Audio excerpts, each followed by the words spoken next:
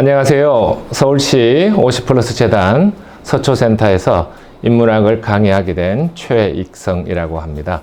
요즘 코로나 때문에 많이들 깝깝하시죠? 오늘 저의 강의가 중세 시절 역사를 듬뿍 담은 유럽의 두 도시 이야기입니다. 강의 중에 유럽 도시의 많은 사진과 또 자료들을 여러분들과 함께 공유할 거니까 인문학도 즐기시고 해외여행에 대한 갈증 해소에도 조금이나마 도움이 되길 기대해 보겠습니다. 중세 유럽의 두 도시를 소개를 해 드리겠습니다. 첫 번째 도시는 여러분들이 매우 잘 알고 있으나 지명이 조금 낯선 지역인데요. 아키텐이라고 하는 프랑스 남서부에 있는 지역입니다. 여러분들 와인 많이 좋아하시죠? 와인 좋아하시는 분들한테는 아주 잘 알려진 프랑스 와인의 주상지 보르도를 중심으로 한 지역을 아키텐 지역이라고 부르고, 중세에는 이 아키텐 공국이라는 제후국이 존재를 했습니다. 제가 이 아키텐 공국 보르도 지역을 첫 번째 유럽의 도시로 선정한 이유는 영국과 프랑스가 100년 동안 치열한 전쟁을 벌였던 100년 전쟁의 빌미를 제공한 역사가 담겨 있는 유럽 중세의 중요한 도시 중에 하나라서 첫 번째 도시로 선정을 해보았습니다. 자, 두 번째 도시는 한국 분들이 여행을 많이 다니는 곳인데 현재 터키의 이스탄불 지역입니다. 이 이스탄불은 중세에는 천년 동로마 제국의 수도 콘스탄티노플이었습니다. 제가 이 도시를 두 번째 중세 유럽의 역사 담은 도시로 선정한 이유는 콘스탄티노플은 수천 년간 동양과 서양의 접점 지역이자 끊임없는 충돌이 벌어졌던 세계사 역사의 현장이고, 종교적 측면에서는 기독교와 이슬람교가 끊임없이 충돌했던 세계사에서 빼놓을 수 없는 아주 역사적 이야기를 많이 담고 있는 도시이기 때문에 두 번째 도시로 현재의 터키 이스탄불, 중세 이름으로는 콘스탄티노플을 선정하였습니다. 인류는 이집트 메소포타미아 문명을 시작으로 오늘날 2021년 현재까지 약 5,000년에서 5,500년 정도의 문명사를 가지고 있습니다. 이 5,500년 중 후대에 큰 영향을 끼친 사건이 발생한 특정한 한 연도를 꼽아보라고 한다면 여러분들은 과연 어느 연도를 꼽겠습니까? 저는 천년 암흑의 역사 중세가 종결된 1453년을 꼽아봅니다. 1453년에 앞서 설명한 두 도시에서 일어난 사건들이 후대 약 550년간 지대한 영향을 끼쳐 오늘날 우리가 살고 있는 현대의 세계사적 기틀을 제공한 해라고 보기 때문입니다. 자, 1453년, 즉 지금으로부터 568년 전으로 거슬러 올라가서 그 당시의 유럽을 보도록 하겠습니다. 중세 유럽이 형성된 배경을 요약해보면 4세기 무렵 제일 왼쪽 지도이죠. 게르만족은 중앙아시아에서 이동해온 훈족에 밀려서 서쪽으로 이동을 한 결과 서로마 제국의 국경을 침범하고 결국은 서로마 제국을 멸망시키게 됩니다. 이때가 바로 서기 476년인데요. 세계사에서 서로마가 멸망한 476년을 암흑의 천년 중세가 시작된 해로 기록합니다. 또한 중간에 있는 지도를 보시고요. 8세기경에는 게르만족의 일부인 노르만족, 즉 저희들이 바이킹족이라고 하기도 하죠. 이 노르만족이 서쪽으로 이동하여 지금의 프랑스인 프랑크 왕국을 침범하여 상호 충돌이 잦아지자 노르만족은 프랑크 국왕에 대해 충성을 약속하는 대신 지금의 프랑스 북쪽 해안가 노르망디에 위치한 지역에 정착을 하게 됩니다. 중간의 지도에 붉은 화살로 표시된 지역이 노르망디 공국이고요. 그리고 이 노르망디 공국은 위쪽 섬나라 현재 잉글랜드를 침략하여 잉글랜드를 지배하게 됩니다. 그래서 오른쪽 지도처럼 중세는 프랑크 왕국과 현재 독일과 오스트리아 지역에 자리한 신성 로마 제국 두 국가를 주축으로 중세 유럽이 형성되게 됩니다. 즉, 이 시기가 암흑의 천년이라 불리는 중세의 서유럽 상황입니다. 오늘 얘기 주제인 중세 유럽의 두 도시가 이 시기와 연관이 있기 때문에 배경을 함께 보았습니다. 자, 이제 드디어 첫 번째 도시 얘기로 들어가 보겠습니다. 첫 번째 도시는 여러분들, 특히 와인 애호가들이 매우 좋아하는 도시입니다. 물 가까이라는 뜻을 가진 프랑스의 보르도라고 불리는 도시입니다. 프랑스의 남서부에 있고 대서양과 인접한 축복받은 도시입니다. 기원전에 로마인들에 의해서 건설이 되었다 하고요. 그 이후에는 지금 프랑스인들의 조상이죠. 프랑크족이 이주해 와서 지금까지 살고 있습니다. 도시가 유서가 깊다 보니 도시 전체가 유네스코 문화유산으로 지정되어 있고 파리 다음으로 유적으로서의 가치가 많이 있는 프랑스의 대표 도시 중 하나라고 합니다. 하물며 19세기 프랑스의 대문호였던 빅토르 위고는 베르사유와 엔트워프를 가져라. 우리에겐 보르도가 있다라고 할 정도로 프랑스인들에게는 보르도에 대한 자부심이 높다는 것을 알 수가 있습니다. 자, 구글 지도로 보르도와 주변 지역을 한번 보도록 하겠습니다. 먼저 왼쪽에 큰 네모의 동그라미 지역이 보르도 지역입니다. 이 왼쪽으로 대서양을 마주하고 있고요. 바로 아래쪽에는 스페인과의 국경을 따라서 피레네 산맥이 있습니다. 보르도 지역에 잘 보면 만처럼 움푹 들어간 부분이 보르도를 간통하는 지롱드 강입니다. 바로 이 지롱드 강이 보르도를 설명함에 있어서 빼놓을 수 없는, 즉 서울 한가운데를 흐르는 한강과 같은 그런 존재입니다.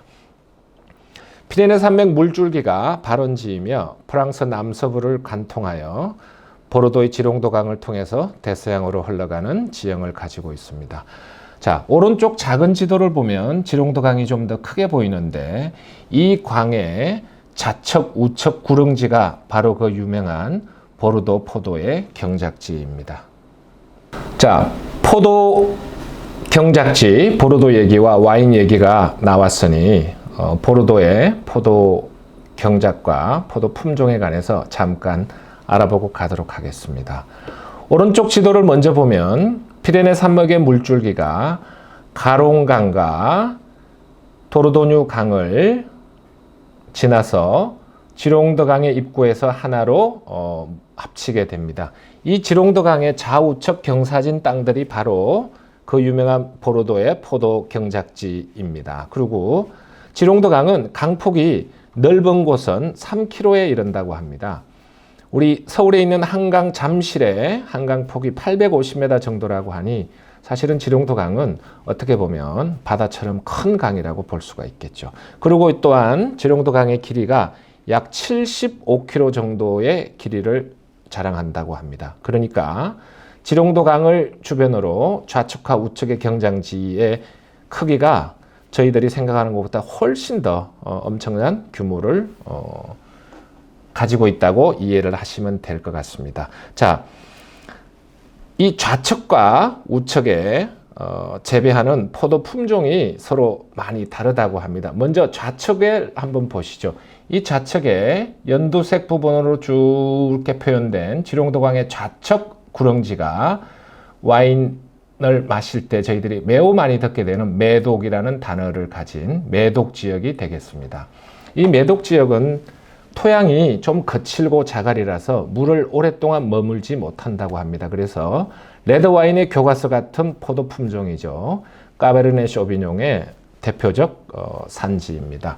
까베르네 쇼비뇽은 다른 포도에 비해서 포도알이 매우 작습니다. 그래서 과즙이 적고 포도알이 작다 보니 상대적으로 껍질은 두껍고 씨앗은 크기 때문에 짜게 되면 탄닌은 아주 세고 색상도 강하고 그러나 장기 보관에 유리한 그런 특성을 가진 레드와인의 대표 품종이죠. 까베르네 쇼비뇽이 바로 이 지롱도강의 좌측 연안 매독 지역에서 주로 생산이 된다고 합니다.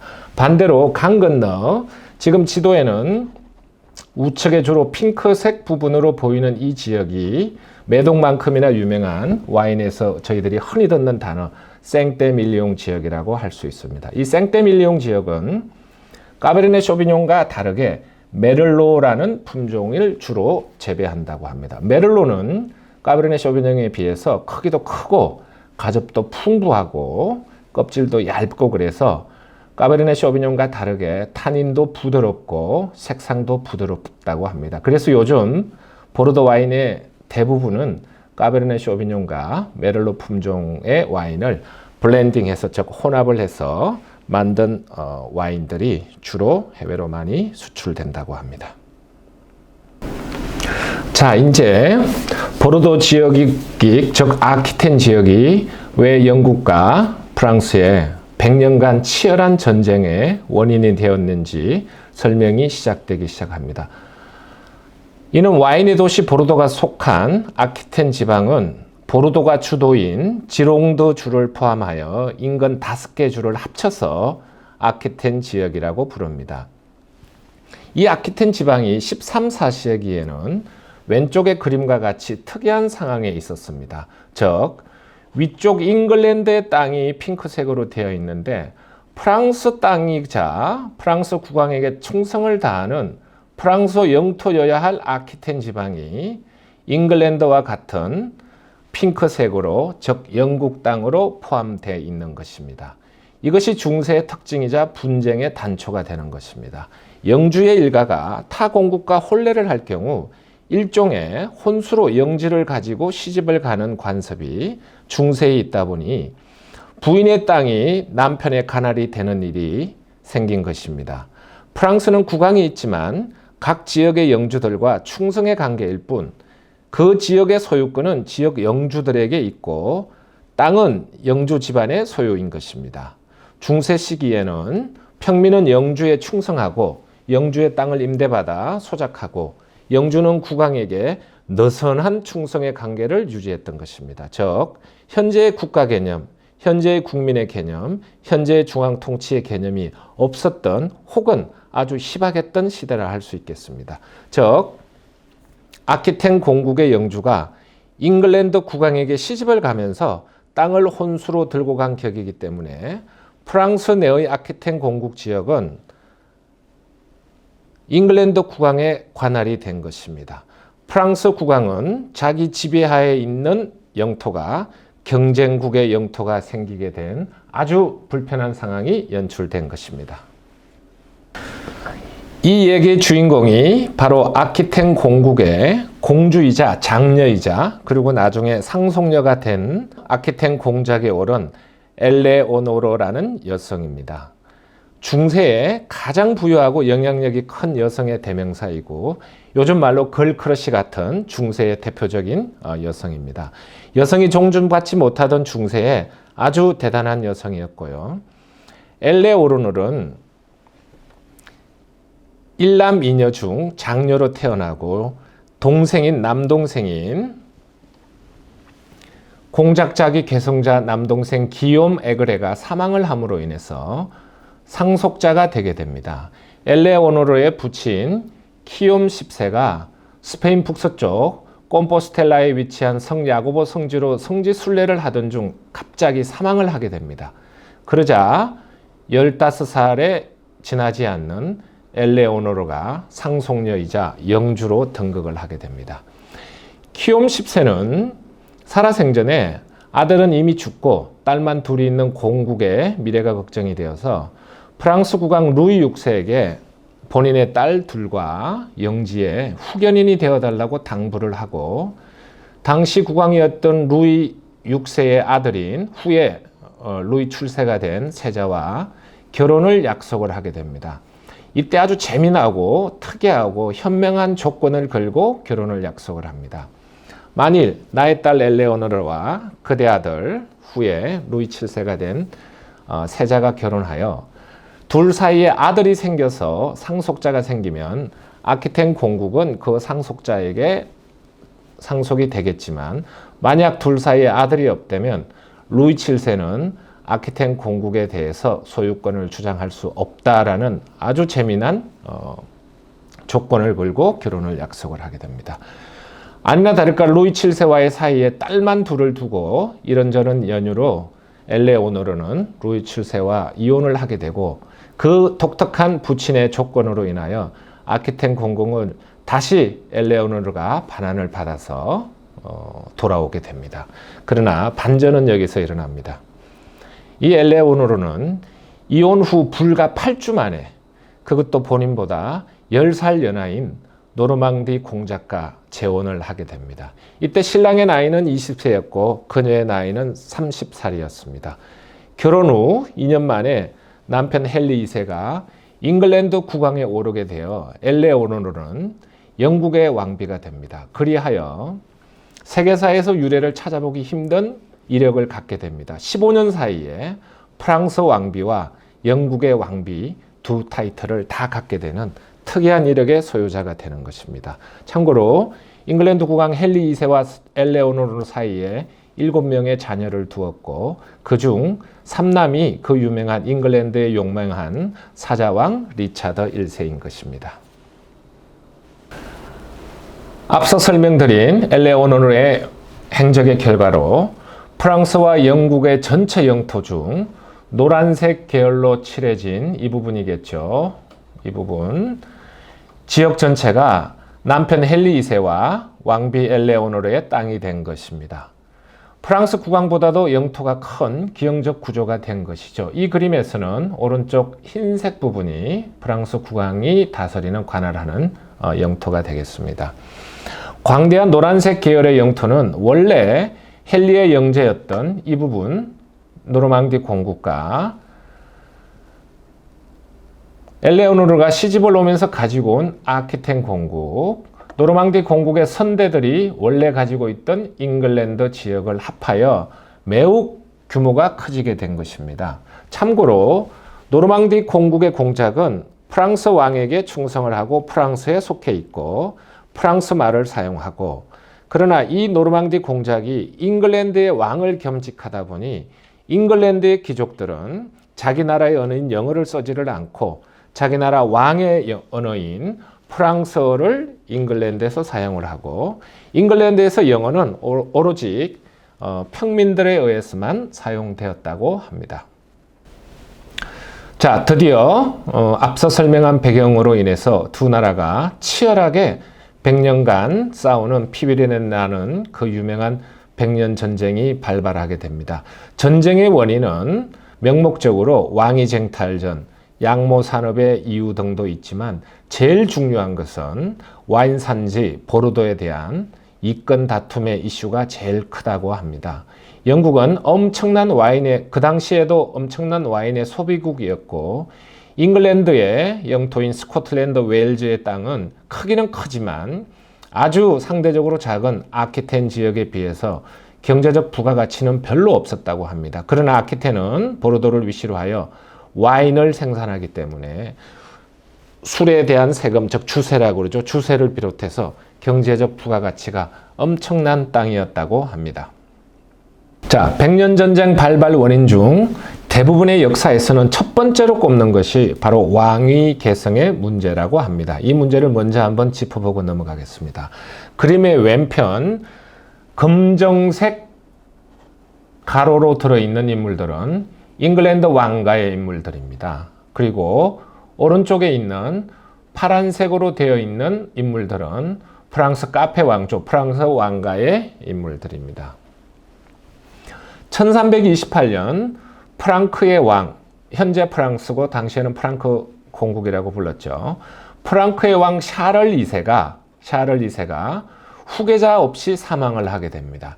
이때 샤를 4세의 형이었던 필립과 루이도 이미 사망을 한 이유였습니다. 그래서 샤를 4세에게 남은 유일한 형제 자매는 이사벨이라는 여동생이 한 명 있는데, 이 당시 이 이사벨은 이미 잉글랜드 왕가의 에드워드 2세와 혼인을 하여 설하에 에드워드 3세라는 왕자를 둔 그런 상태였습니다. 그러나 이사벨의 입장에서는 자기 오빠인 샤를 4세가 사망을 함으로 인해서 그 왕위는 여동생인 이사벨에게 계승이 되어야 되거나 혹은 나의 아들인 에드워드 3세에게 계승이 되어야 되지 않냐고 주장을 했지만은 파리 의회에서 결정한 바에 의하면 죽은 샤를 4세의 사촌인 필립 6세에게 왕위가 계승이 되어버렸습니다. 이 이유는 살리카법이라고 하는 게르만족의 관습법에서 유래가 된 것입니다. 게르만족의 관습법 살리카법에 따르면 여자에게는 영지를 물려주지 않고 여자에게는 왕위를 계승하지 않는다는 게르만족의 관습법에 따라서 이사벨이 자기 오빠의 왕위를 받지 못하고 필립 6세가 왕위를 받게 됩니다. 그러니 자연스럽게 에드워드 3세와 필립 6세는 사이가 그렇게 좋아질 수 없고 언제든지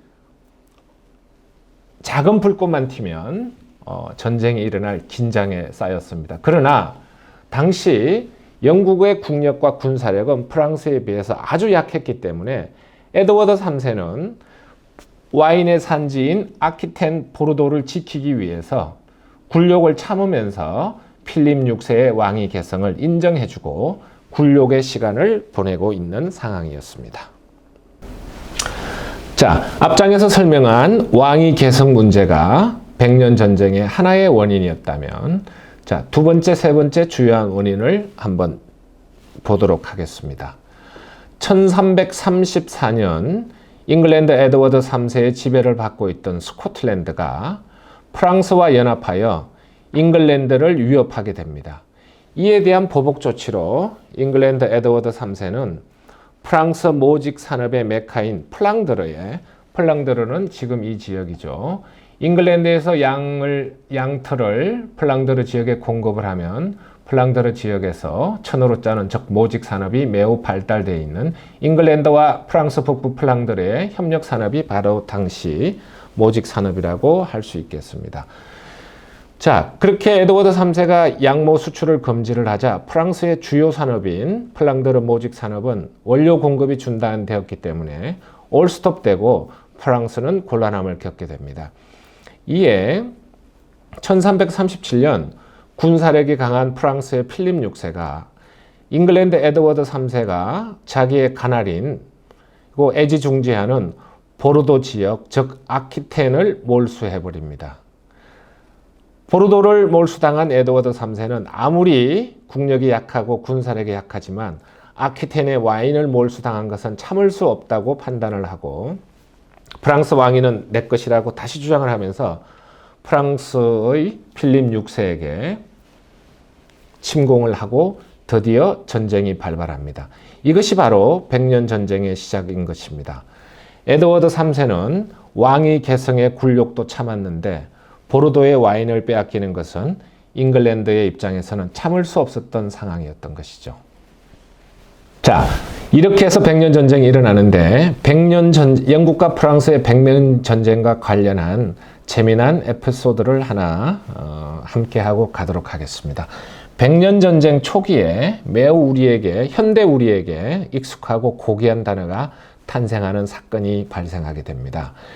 잉글랜드 에드워드 3세가 전쟁 초기 잉글랜드에서 배를 타고 건너면 프랑스에서 첫 번째 공략을 해야 될 프랑스의 해안 도시 이름이 칼레입니다. 칼레는 왼쪽 구글 지도에 이렇게 붉은색으로 표시된 이 부분이 영국에서 도보 해협을 건너오게 되면 바로 앞에 있는 당시 프랑스의 도시였었습니다.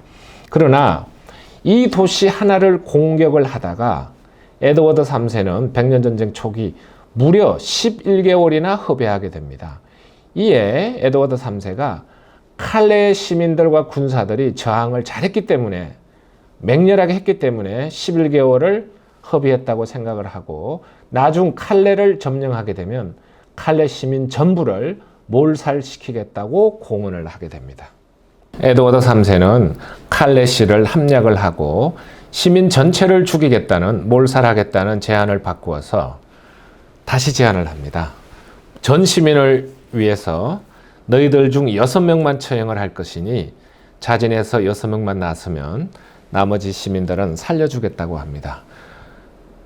그러니까 칼레 시민들에게는 시민들을 위해서 자기 목숨을 바치는 아주 고통스럽고 어려운 숙제가 던져진 것입니다. 그러자 칼레의 제일 부호인 생피에로를 시작으로 시장, 법률가, 귀족 등 7명의 시민들을 내가 시민들을 위해서 희생을 하겠다고 났습니다. 에드워드는 6명을 원했는데 7명의 시민이 나서니 1명을 제외해야 되는 상황인 것입니다. 그래서 이 7명은 내일 아침 집합 시 제일 늦게 오는 자를 빼고 6명이 시민들을 위해서 희생하기로 동의를 하고 그날 헤어집니다. 그러나 다음날 아침 칼레시의 제일 부자였던 그리고 제일 먼저 시민을 위해 희생하겠다고 나섰던 생피에르가 나타나지를 않습니다. 그래서 시민들은 분노합니다. 역시 부자는 못 믿을 사람이다라고 실망을 하게 되죠. 그러나 나중 사실을 알고 보니 생피에르는 나타나지 않은 것이 아니고 밤사이에 자신의 집에서 먼저 시민들을 위해서 희생하겠다는 뜻으로 스스로 목숨을 끊어버린 것입니다. 이 얘기를 들은 에드워드 3세의 임신한 왕비가 에드워드 3세에게 칼레 시민들을 살려주자고 간청을 하게 되고 에드워드 역시 생피에르 등의 얘기를 듣고 동의하여 아무도 처형하지 않고 평화롭게 일이 마무리가 됩니다. 자, 이 얘기가 저희들이 요즘 얘기하고 있는 노블레스 오블리주의 이야기입니다. 즉, 노블레스 오블리주가 여기 100년 전쟁에서 유래된 것입니다. 자, 왼쪽 하단에 작은 박스에 제가 인물을 별도로 표시를 했는데 이분이 바로 전날 스스로 자결을 했던 생피에르의 동상입니다. 그리고 이 동상은 칼레의 지금 실제 존재하는 동상인데 그 유명한 조각가 로댕의 작품 칼레의 시민들입니다. 자, 전쟁은 지속되고 전쟁이 끝날 말 무렵에는 거의 프랑스가 함락할 위기에 처해집니다. 그러나 이때 성 미카엘 천사를 통해 프랑스를 구하라는 계시를 받은 프랑스의 소녀 잔다르크가 프랑스를 패전의 위험으로부터 구하기 시작합니다.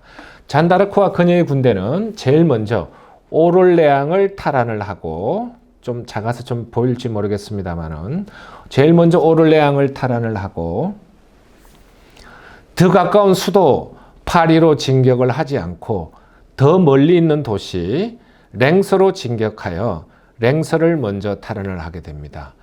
왜 수도인 파리를 가까이 있는 수도 파리를 먼저 공격하지 않고 탈환하지 않고 더 멀리 있는 랭스를 탈환을 하려고 잔다르크와 군대가 했냐 그러면 랭스는 대대로 프랑스 왕들이 랭스 대성당에서 즉위식을 해야지만 왕으로 인정받는 관습이 있습니다. 그러나 전쟁 당시 잉글랜드 군이 랭스 지역을 점령하고 있었던 관계로 당시 국왕 샤를 7세는 즉위식을 하지 못하고 일종의 미공인 왕이었던 것입니다.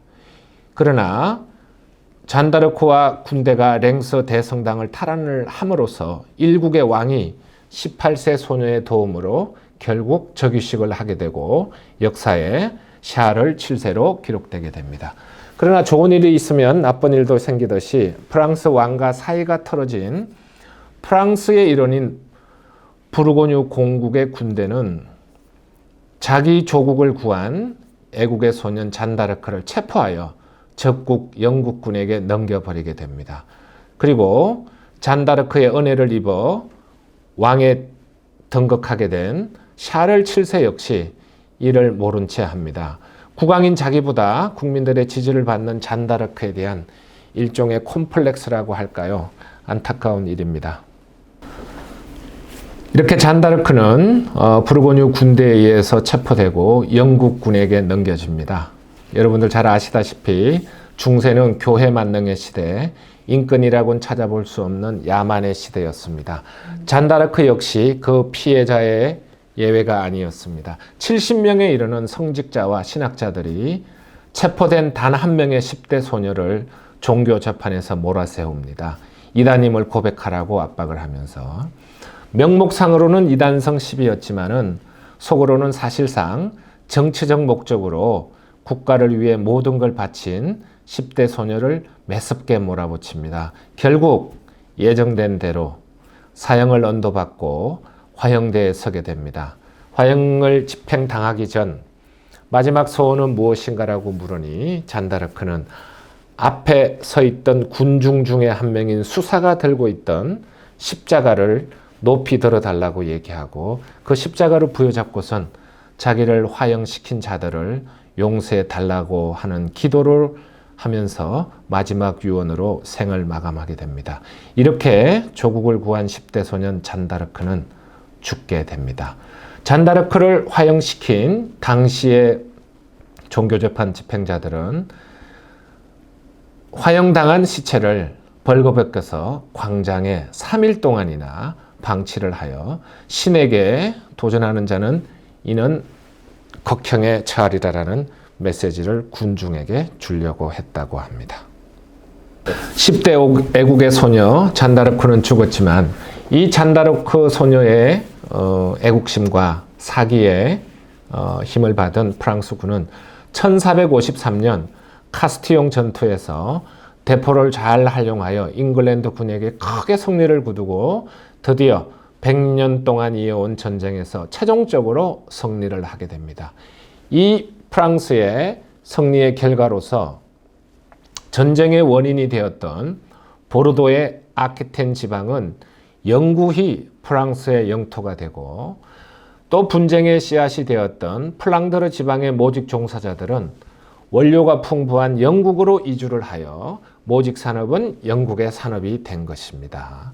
전쟁의 결과 21세기 현재의 영국과 프랑스 간의 영토 경계가 확정이 되고 국가와 국민의 개념이 유럽에 정립되기 시작합니다. 양국 간 이 전쟁의 감정이 21세기 현재에도 남아 있어서 아직도 영국과 프랑스 간에는 축구 시합을 하게 되면 그때 감정이 여전히 살아나고 매우 경쟁적 관계라고 합니다. 영국과 프랑스가 100년 전쟁을 벌이고 있는 1350년 전후에 유럽 전체에서 창궐하여 전 유럽을 죽음으로 몰아올고 간 흑사병이 있었습니다. 이 흑사병에 대해서 11세기 초에 시작하여 약 400년 동안 넘게 지속된 십자군 전쟁의 영향으로 봉건제의 주축인 영주들의 재정은 바닥이 나고 기사계급 역시 거듭된 전쟁을 통해 세력과 숫자가 많이 약화되었습니다. 이에 더하여 결정적으로 영국과 프랑스 간의 100년 전쟁으로 이제 영주와 기사계급은 거의 전멸 상태가 된 것입니다. 이 의미는 봉건제의 주축인 영주와 기사계급이 몰락됨으로 인해서 상대적으로 중앙집권적인 왕권이 강화되었다는 뜻입니다. 왕권이 강화되었다는 뜻은 지방 영주 중심의 국가체계였던 봉건제가 무너졌다는 것입니다. 또한 영주들의 노예 같은 삶을 살던 평민들 중 상업으로 부를 축적한 상인 계급들이 등장을 하게 됩니다. 그래서 역사는 1453년 100년 전쟁의 종결과 함께 천년의 암흑 중세가 무너진 것으로 일반적으로 기록을 하게 됩니다. 그리고 그 중심에 아키텐 지역 보르도라는 도시가 빌미를 제공했다는 것입니다. 자, 첫 번째 도시 보르도 얘기는 여기서 정리를 하고 이제부터 두 번째 도시 천년 동로마 제국의 수도였던 콘스탄티노플 얘기를 시작해 보도록 하겠습니다. 476년 서로마 제국이 게르만에 의해서 멸망을 하고 그러나 동로마 제국은 그리스 로마의 문화를 천년 동안 개성 발전해온 아주 중요하고 역사적인 도시입니다. 자, 당시 콘스탄티노플, 현재의 터키 이스탄불을 구글 지도로 한번 보면서 콘스탄티노플과 이스탄 주변을 한번 보도록 하시죠. 중앙에 붉은색 원으로 된 이 위치가 바로 이스탄불입니다. 현재 터키의 수도는 앙카라이지만 사실상 문화적 경제적 수도는 여전히 중세 이후 이스탄불이라는 시각이 더 우세합니다.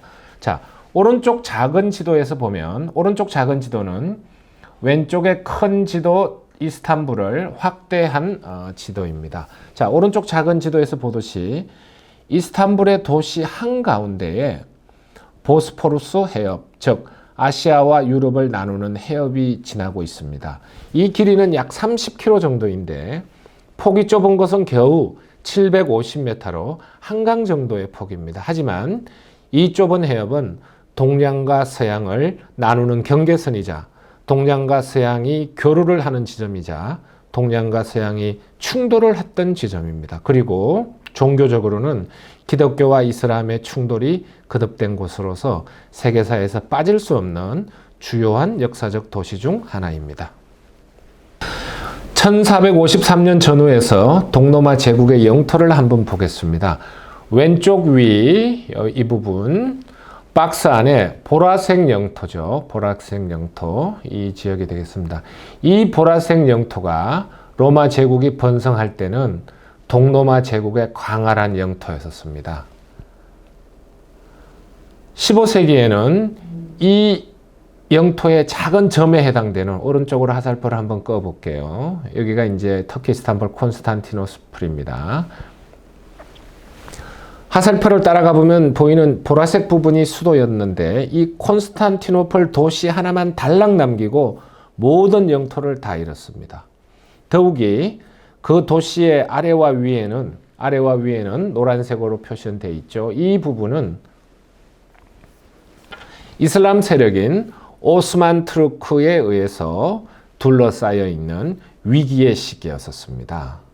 이 시기를 전후해서 오스만 투르크, 셀주크 투르크 등이 유럽과 중동을 침범하여 지배했는데요. 여러분들, 투르크란 단어는 중앙아시아 주변의 유목민족, 즉 우리들에게는 돌궐족으로 알려진 민족을 의미한다고 합니다. 우리나라 역사 고구려가 당나라와 전쟁을 할 때 고구려와 돌굴족이 연합군을 형성하고 당나라에 대적을 했다고 합니다. 그래서 현재 터키와 한국이 형제의 나라라고 하는 이유가 여기에서 유래가 된 것입니다. 드디어 마흐메드 술탄의 지도하에 오스만 제국의 군사들이 동로마의 수도 콘스탄티노플을 함락하기 위해서 진군을 시작합니다. 오스만 쪽의 병력은 다소 의견 차이는 있긴 하지만 대략 8만 명 정도였다고 합니다. 그러나 이에 맞서는 동로마 군의 군사는 불과 7천 명에 지나지 않았다고 합니다. 그리고 성 안에는 약 5만 명 정도의 주민이 전쟁 초기에는 거주하고 있었다고 합니다. 그러니까 오스만 투르크 제국의 침공 당시 동로마는 7천 명, 침공하는 침공군의 숫자는 8만 명으로서 이미 군사력이 많이 기울어진 상태에서 전쟁이 시작된 것입니다. 자, 왼쪽 그림이 15세기 콘스탄티노플 도시의 상상도인데 자세히 보시면 로마 제국의 상징인 원형 경기장,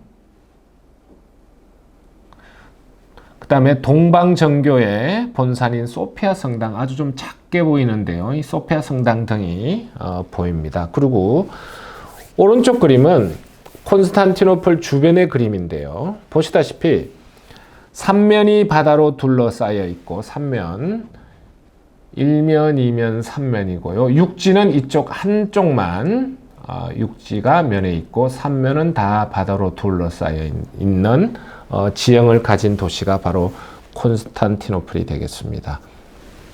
자, 이런 지형이 이렇다 보니 침입자 입장에서는 공략이 매우 어렵고 방어하는 측면의 입장에서는 유리한 점이 있었던 아주 성으로서는 아주 좋은 지형을 갖고 있었습니다.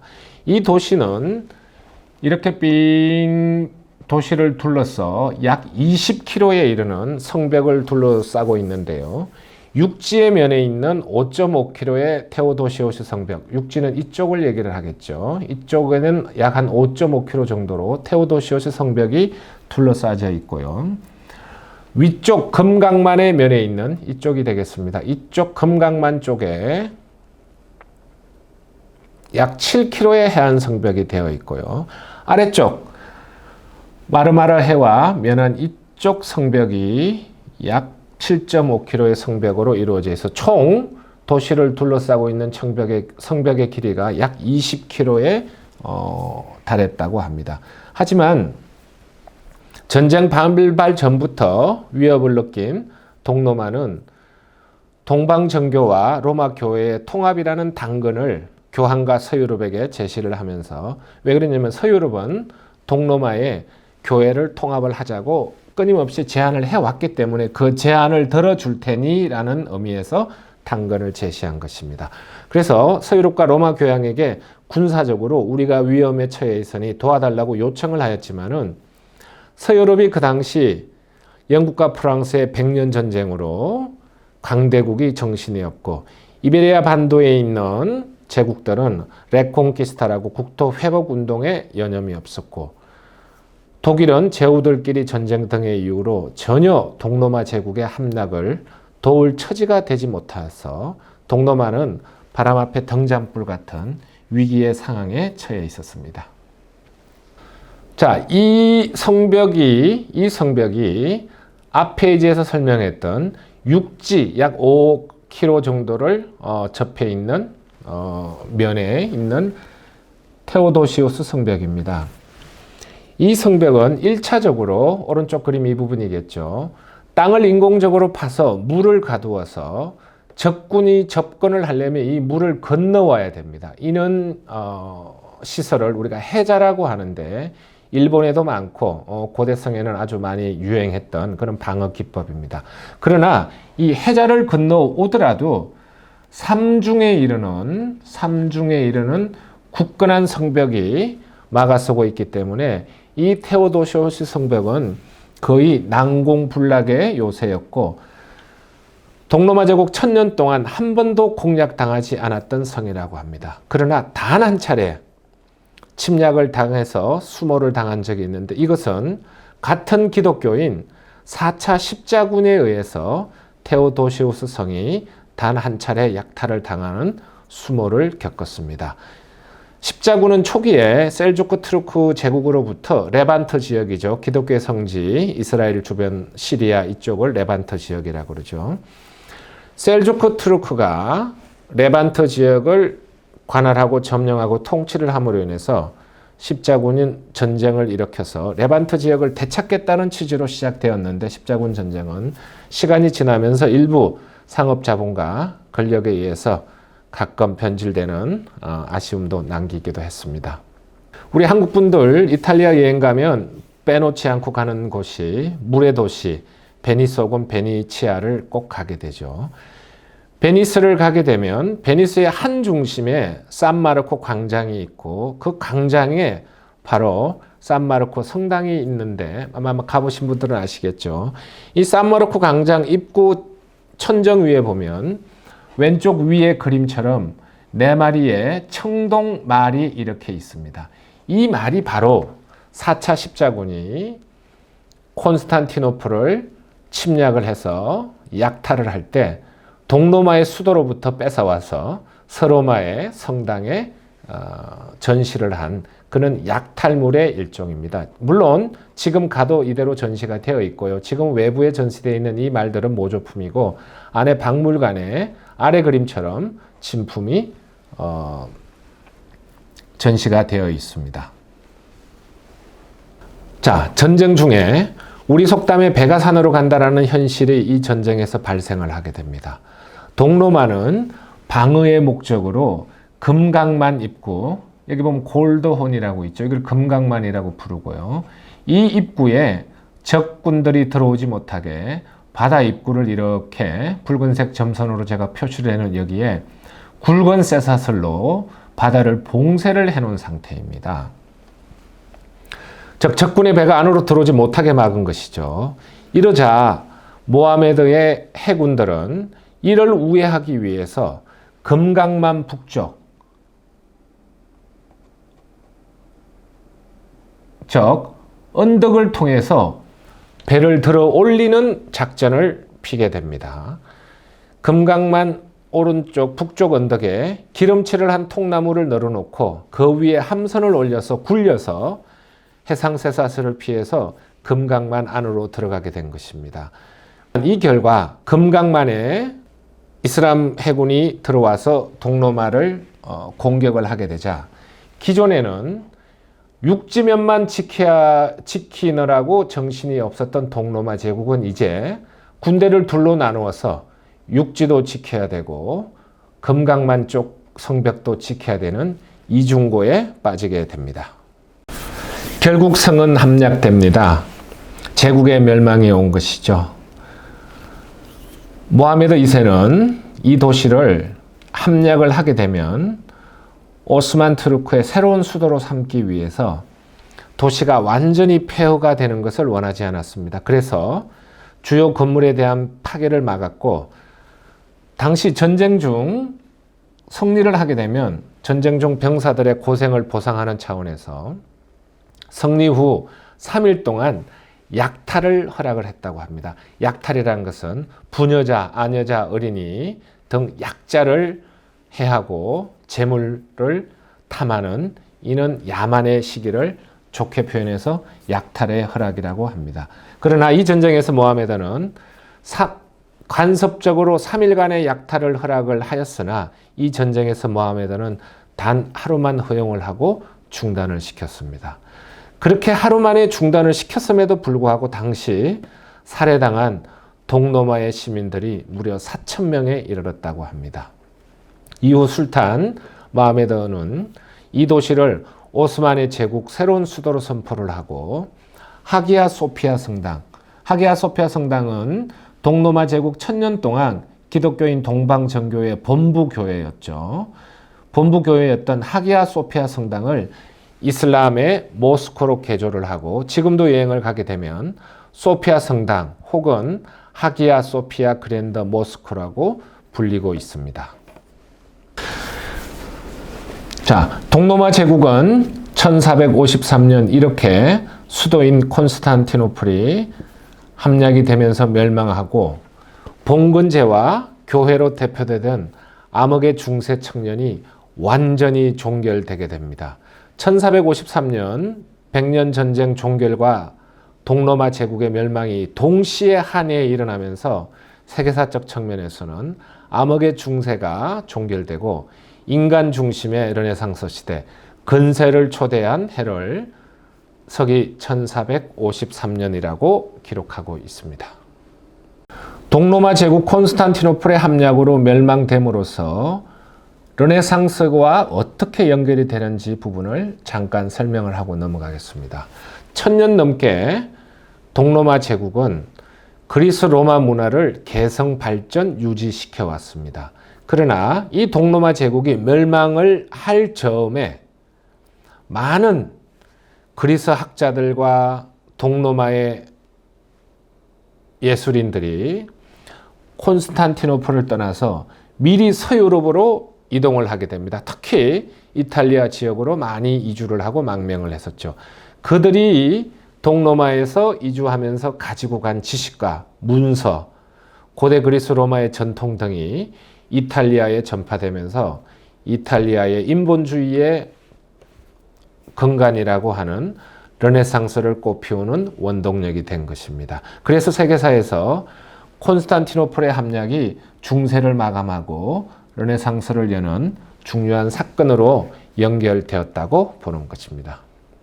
자, 이 표로 제가 오늘 말씀드렸던 것을 간략하게 한번 정리를 해보도록 하겠습니다.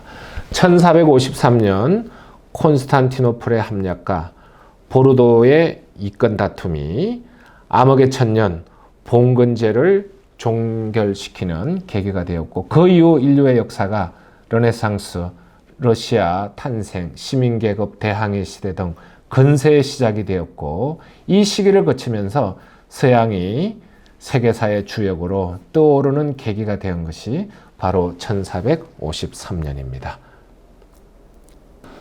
자, 지금까지 두 번째 유럽의 중세도시 콘스탄티노플 얘기를 마치고 이제 저와 함께 21세기로 돌아가도록 하겠습니다.